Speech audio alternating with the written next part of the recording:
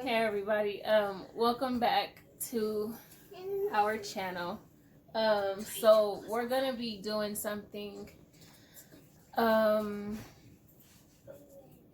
do you think it should be called? Like Wealthy Wednesdays? Sure. Okay, so yeah, so we're gonna be doing like a Wealthy Wednesday type thing where we talk about different things, more specific like books and stuff that we're reading or things that we're learning about finances together. So we recently started reading Rich Dad, Poor Dad, and there's questions like at the end of each chapter. So today that's what we're going to be discussing. Um, like, share, comment, subscribe. And if you want to, you can answer some of the questions in the comment section. But either way, just hopefully you learn something and are able to apply it to your lives as well. Okay, so basically, Rich Dad, Poor Dad is about a man who, at the age of 9, got some valuable information to take him through life. He calls it Rich Dad, Poor Dad because there were 2 specific men in his life that gave him very valuable financial information. His rich dad was actually a friend of his father.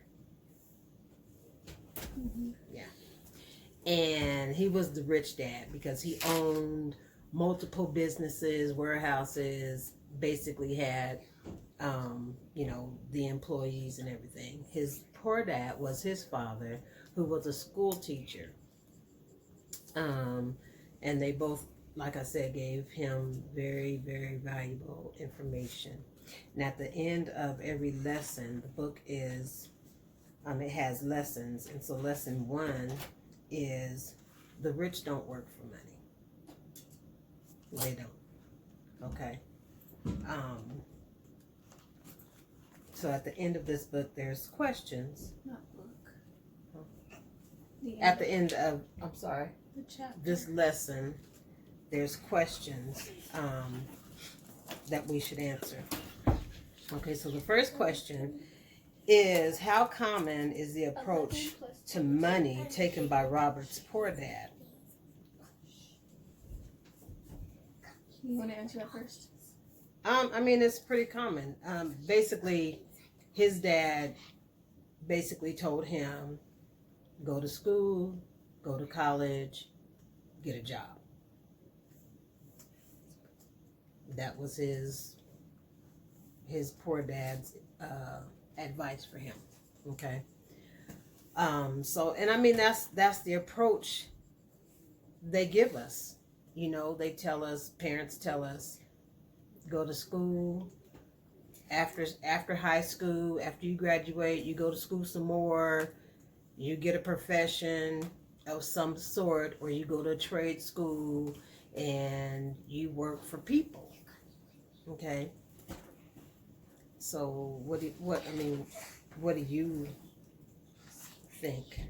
I agree, and just to piggyback off of what you said, like the whole thing about the approach and it being common is that his actual father, which was of course the poor dad, as my mom stated, had the approach of, I can't afford this, which a lot of us, or I know I grew up with that approach as well. So with the rich dad having the approach of, what can I do to afford this, it makes you think differently, and it puts you, or it should put you into a place mentally where you're trying to figure out ways to make things happen instead of just being okay that nothing's happening.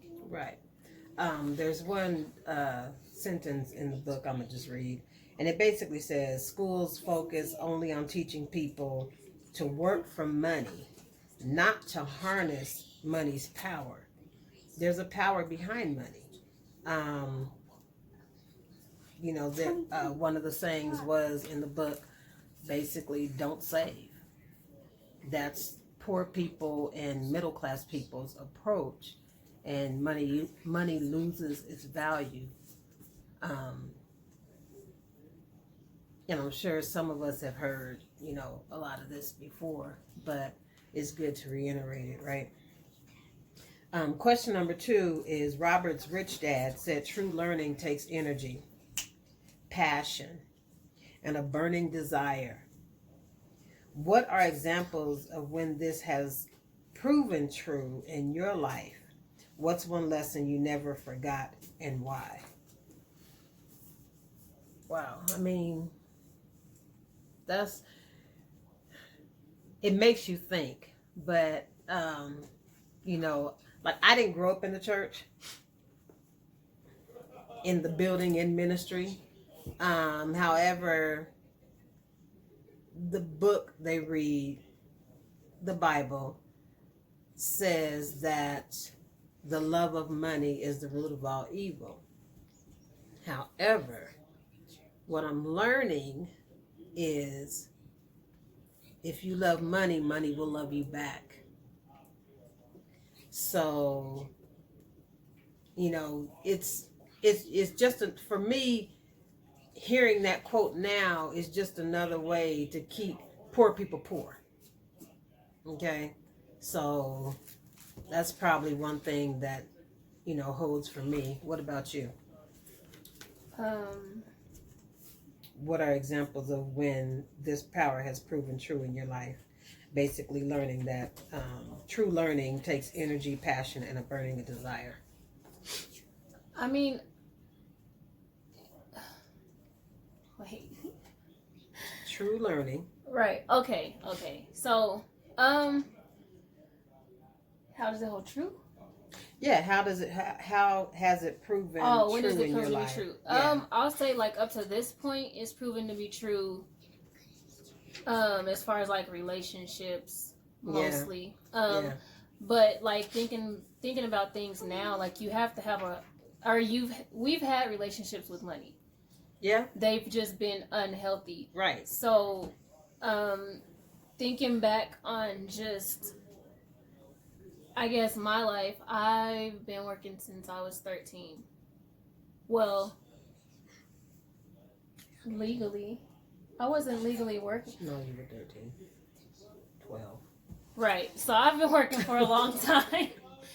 But that's what I was molded to do, you can kind of say, because I wanted my own stuff. Like, my mom would buy me stuff, of course, but it gets like, for lack of better words, it gets depressing when you have siblings and they want stuff and you're like looking, at your parents' face or whatever, just for like little stuff. It doesn't even have to be big stuff. Like, I used to steal when I wanted stuff. You know what I'm saying? So once I really realized that, okay, you don't have to do this, or once I got in trouble enough for it, which I kind of really didn't get in trouble like that because my mom never found out till kind of now.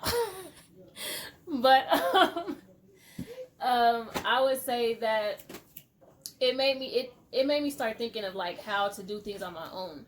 Like, I wanted to become more independent. Like, I was doing more things more so that I could have what I wanted.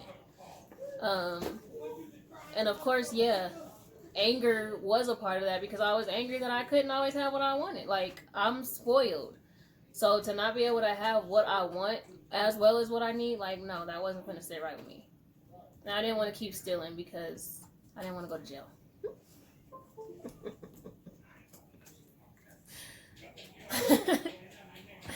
I was terrified of jail. Okay. Next question. Would the pay rate of 10 cents an hour and then nothing an hour have stirred you in the same reaction as Robert?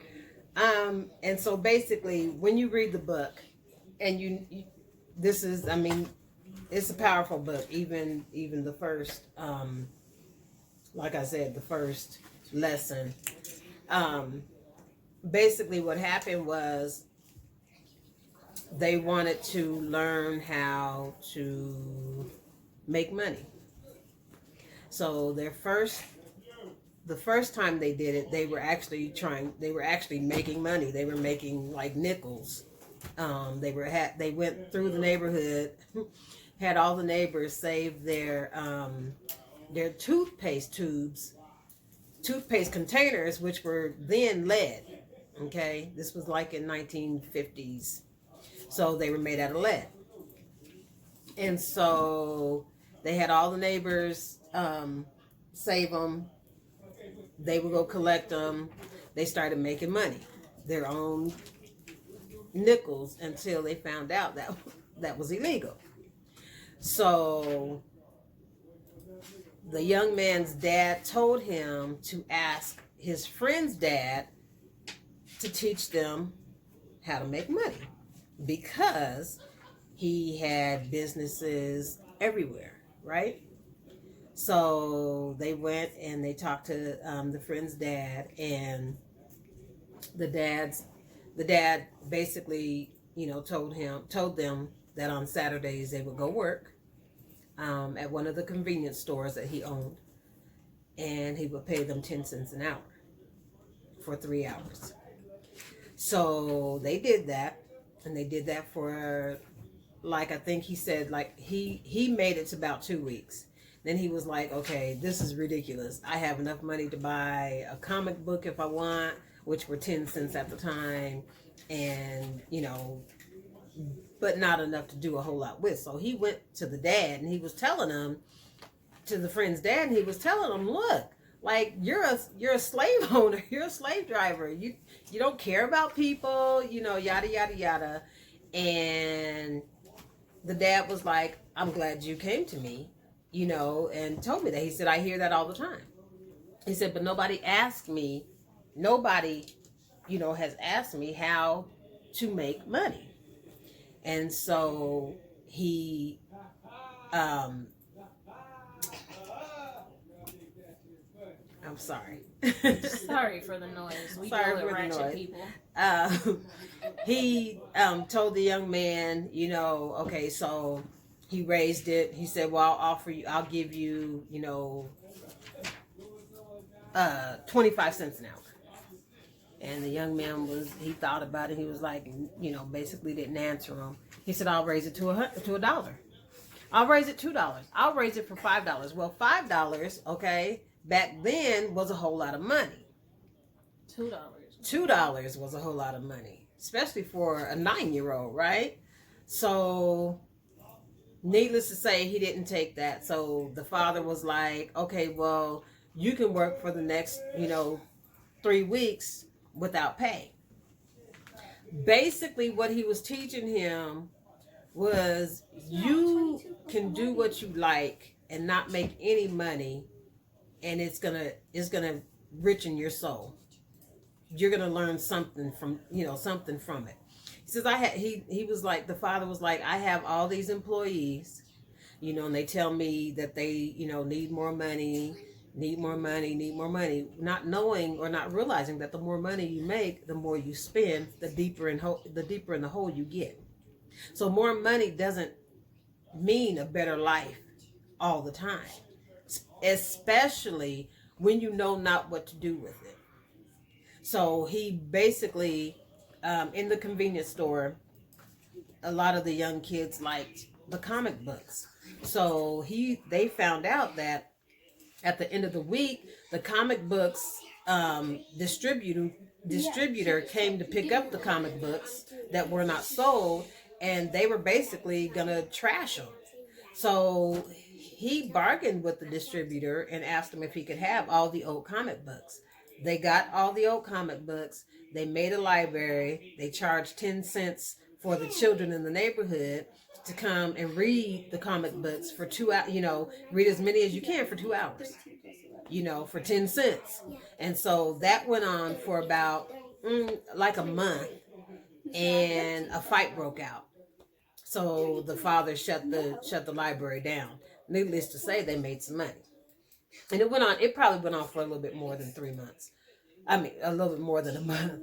I think like 3 months or so. And then some children outside of the neighborhood, some bullies came and, started a fight or whatever. But they use their resources to make money. They didn't have to be there because his friend's sister ran the library. So they figured out how to make money work for them, right? And so it's just amazing to hear reiterate it to you, or read, just different stuff you've learned. You've learned it before, but you're relearning it, or you're hearing it again, and you get that aha moment, right? um would it have stirred you the same way that it did Robert's the young man that's writing the story? Mm-hmm. You think so? Okay, so is it fear that drives more people to work, or are there other factors in play? Do you think you have to be fearful to go out and get a job? I think ultimately it's not. I mean, I don't. It just depends on the situation that people came from. Like I said, it was instilled in me that if you don't work, then you won't be able to get what you want. So of course, I wanted what I wanted. You know what I'm saying? Whether it was food, whether it was clothes, whether it was just money in my pocket. Um, and so that being the case, it's not that well, I guess I could say it was some type of fear. Like now that I'm thinking about it, but if you would have asked me this like years ago, I'd have been like, no, I just want my own stuff. But the fear of not having my own stuff, drove me to always want to have a job, always be working, always be not necessarily doing what it takes, because once you understand that doing what it takes involves, you know, business for yourself and actually having businesses for yourself, um, I guess, I don't know, that's the gist of it. Okay, so, and for me, I think it is a type of fear, especially as you get older and you get your phone, you get your own phone, start paying your own bills, this, that, and the third, because you're afraid that you won't have the money to pay your rent, you won't have the money to pay this, you won't have the money for your bills, you won't have enough money to eat. So it is a fear. But on the same token, and the book talks about it, rich people have fear too. They have fear of not having enough money, or they have the fear of losing the money they have. Okay, and being back in a position where they came from. So you have fear. You have fear as a poor person. You have fear as a rich person. The key is to not fear. The key is to operate in balance. Is to let your emotions cause you to think, not think with your emotions. Right. Basically, is how that works. Okay, so is the temptation strong to think that more money will soothe the fear? Why is it such a common reaction? Because society has made it that way. I mean, in a nutshell, society, you have to have money to do this. You have to have money to do that. Do you really? Years ago they bartered. Money was not in play. You babysit for me, and when you need it, I'll cook you a meal, or I'll take you where you need to go. You know what I'm saying? So, it's a bartering thing. I'll give you this for that. So, money is not the answer to everything society has made you think it is. What do you think? I won't even say society itself. It's just things that have been, it's one of those generational things, because there are some people that are born into wealth. Yeah. And there are some people that aren't born into wealth. However, there's also a lot of people that weren't born into wealth that learn how money works. They learn how to operate or how to deal with their finances in a healthy way. Right. Whereas I agree. a lot of poor people are not taught that. A lot of poor people are taught to save your money because you don't never know when you're gonna need it. You don't never know when it's gonna be a rainy day and this and that. And it's like you're afraid of not having what you need when you need it, so you try to hold on to things. It's just like holding on to a toxic person because you feel like you're never gonna have nobody. Right. You know what I'm saying? And that's a toxic cycle that a lot of us have been passed down generation after generation after generation. Yeah, I agree. You know, you work for money. You go to work, you look for a raise because once you get that raise, it'll make things better. Will it? Okay. Um, what's an example from your life when you reacted with your emotions? What's a time when you were able to observe your emotions instead and choose your thoughts? I think until you learn,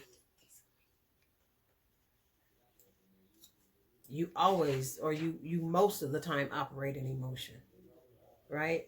Like you go look for a job. You don't like your job. You get offered a job. It's not necessarily a better job, but it's offering you more money, right? So are you going to operate in your emotions and say, well, I have to have it because I need the money, you know? Or are you going to stay at the job you're at and say to yourself, how can I make this job work for me instead of me working, for this job as I have, you know? What do you think? I'm gonna reread the question. When you reacted with your emotions. Honestly, I'm not even gonna lie. I used to react with my emotions all the time. Yeah. Because I didn't know what it was. Yeah. I thought that it was normal to overreact. Mm-hmm. I thought it was normal to get upset and stay upset. I thought it was normal to just be impulsive. Mm-hmm. So now that I'm older and actually, taking a look at self in all areas, you learn that it's okay to feel things. You know what I'm saying? We're human. You're going to feel things. Mm-hmm. But it's a fine line when it comes to the reaction part. You know what I'm saying? Because a lot of people react just because they feel like, oh, well, this is what I have to do. Like, no, that should be a learning moment. And a lot of people don't know how to do that. So to be able to not not react from emotion, now, I mean, it's a good feeling because you actually do learn things about yourself and how, other people operate, how you operate, just all that pretty much. And you don't make rash decisions, like, okay, yeah, I need more money. Or I can just get a, what are they called? I can just learn how to budget my money better. She's talking about a job. No. I can just learn how to budget the money I get now better. And then you'll learn that you don't really, the more money you get, the more you want to spend, and it's a cycle. It's a cycle, and they prove that poor people, we got some of the richest poor people in this world.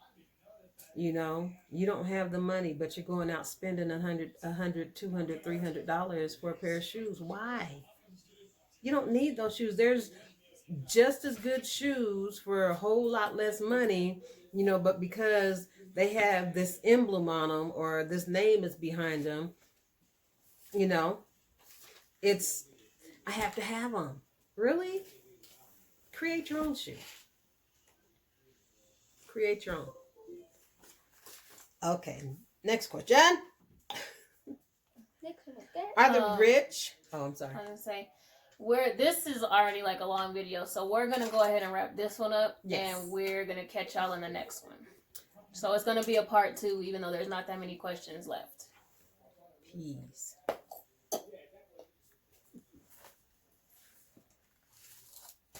Did it stop? No. And it got blurry. Stop, fool.